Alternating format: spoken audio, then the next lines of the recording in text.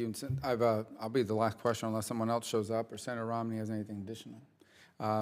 Having reserved the time, just on the issue of El Salvador, I would hate for our relationship to solely be defined by the issue of migration, but it most certainly is a big one. And I've often argued that perhaps the best, not that we don't need to do other things on border security, but the most effective thing we can do on border security is to help nations address the reasons why people are leaving those countries in the first place. We don't have a migratory crisis from Costa Rica, Chile, Peru, Argentina. Doesn't mean we have zero, but it's not the same pressure. And I think when you look at some of the lowest levels of growth and investment that El Salvador has, highest homicide rate in Central America, and it's no surprise that we're seeing this sort of migratory crisis. That said, last year the statistics say that the southwest border, the number of apprehensions from Salvadorians declined, while those from Honduras and Guatemala increased. So, a two-part question: to what extent has the work we've done with the security plan in El Salvador is attributed to that decline, and what do we need to do to build on that progress in El Salvador? Thank you, Mr. Chairman. I think that if you look at, in particular, INL's program in 50 municipalities in El Salvador, where they've focused on the issue of security and building relationships between the community and the police department, and on the judiciary, improvements in the judiciary system, we've seen the murder rate drop in those municipalities by over 50%. Some are 55% and higher. What I would propose to do, if confirmed, is I'd spend a great deal of time looking at what are the best practices in those municipalities, what are we doing that, that perhaps is not contributing, and look to expand the program to other areas, and look to take resources from things that are maybe not giving us a lot of impact and apply them to other things that are showing success. And I agree with you. The numbers are down from El Salvador, and I think it can be contributed to the efforts of Plan Seguro El Salvador. And I would just suggest that if confirmed and when you're there, that's how you could be most helpful to those of us who continue to advocate for addressing the root causes of migration, and to identify the programs that work best. And I think also would be helpful to the new administration to be able to address those, because it builds on the second part, and that is that, and I've highlighted about how they have the lowest levels of growth and investment in the region. The president-elect recently revealed a national development plan, calls for a new airport, a new railway line. It's not clear yet how they plan to pay for it, but the concern always becomes that China has become an expert at swooping in, providing a bunch of money, and the workers, by the way, to their benefit, and then they trap you in this debt situation, and then they leverage that in international forums and foreign policy. If you could just briefly describe how, first of all, how much of a focus will that be of your time there to ensure that that doesn't happen to our detriment, and second, what can we do from the embassy to make El Salvador a more attractive place for other investment partners, including U.S. partners, to be able to come in and contribute to that? So I'll answer the second part first. I think to make it more attractive to other investors from the U.S. and from other countries, we have to establish security. We have to reduce the amount of extortion that these businesses are paying, and they have to be able to know they can come there and hire employees that can come back and forth from work to home without having to pay gangs to cross their territory. Regarding China, the bad news is China has expanded its engagement in the Western Hemisphere quite a bit in the last 10 years. The good news is it's not proven to be very effective, and I think there's plenty of evidence. If you look at places where they're heavily invested, and two of those would be Venezuela and Nicaragua, they have not followed through with their promises. You frequently see construction projects that they build that don't provide works to or jobs to local citizens, but they bring in their own people to do the work. They bring in their own supplies. They don't purchase local supplies. And it's not, they don't have good environmental programs to ensure the environment is protected. And I think there's plenty of evidence. My job would be to sit down with the government of El Salvador, with the various people in the Legislative Assembly and others in the administration to ensure that they have seen these examples and that they understand what the risks are of dealing with China. And I think that's important simply because we hear a complaint from the region, which is you ask us not to break with Taiwan, you ask us, not to be wary of Chinese investment, but you provide no alternative. And so in particular, you have a new president coming in, needs to address this.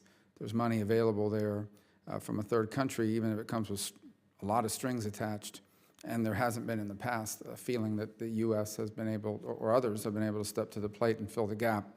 And so anywhere we can do in that regard, and you've touched on one of the impediments, or several of the impediments, is important, and I hope will become a centerpiece of your service there, confirmed. Mr. Fitzpatrick, on the issue of Ecuador, they face one of the biggest fiscal deficits in all the region. I think it's about 6% of their gross domestic product, at least back in a couple of years ago. And they're now undergoing, under President Moreno, efforts to sort of open up the economy and to seek more private investment. And they've announced that they're going to privatize a number of their state companies. He's also promoting public-private partnerships for government projects. They hope that all of this hoping to generate $1.5 to $2 billion to invest in infrastructure and telecommunication and things of this nature. What is in your view, the primary obstacles to investment right now in Ecuador? Sure, I think some of the primary obstacles for American investors in particular is sureties about, well, first of all, import restrictions, but more broadly, sureties about getting a fair shake. You and Mr. Johnson were just discussing the role of China. Of course, China is also has been a major player in Ecuador in recent years. The Ecuadorians have also discovered the potential of a debt trap with China. But they've also discovered, as well as was suggested, that the Chinese don't always play well in terms of labor rights recognition, environmental rules, nor do they play fair in terms necessarily of transparency on loans and investments. I believe the United States and American private sector, when they are presented a fair playing field, they can compete and compete strongly and well. And it's our job in the State Department in particular to go to bat for American companies, to go to bat for American private sector, and to ensure that they get a fair and transparent hearing. And when there are indications that they are not, and that they're not able to compete competitively and free and fairly, that we go to, whether publicly or privately, we take the issues up as appropriate with the government. And then one more point on the history of Ecuador.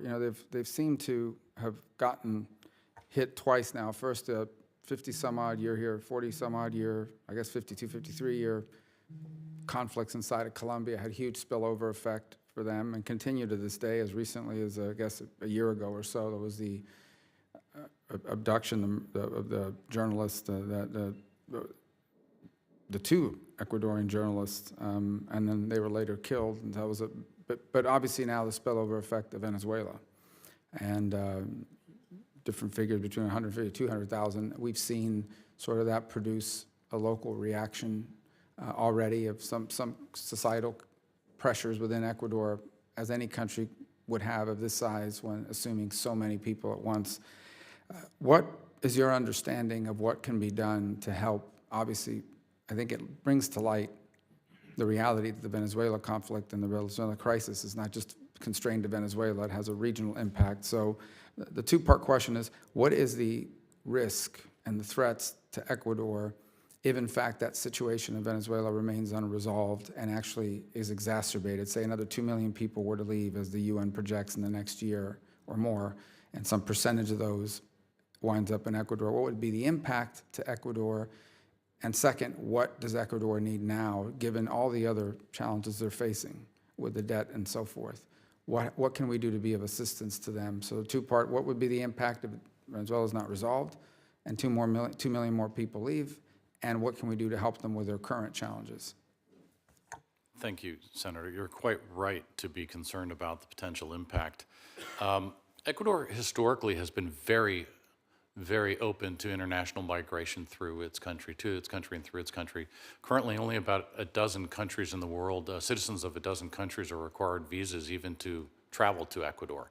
So they are very pro-migration, if you will, internationally. That said, I've heard the numbers from the UN lately, as many as 220,000 currently in Ecuador. Obviously, that fluxes over time. But I think you're right that the numbers are only likely to increase as the situation in Venezuela gets worse. There have been some unfortunate recent incidents in Ecuador of xenophobia and some criminality. It's important that Ecuadorians continue to, I believe, continue their openness and welcoming of Venezuelans and other migrants, as they have so ably and capably welcomed Colombians for so many years, as you said, fleeing violence next door.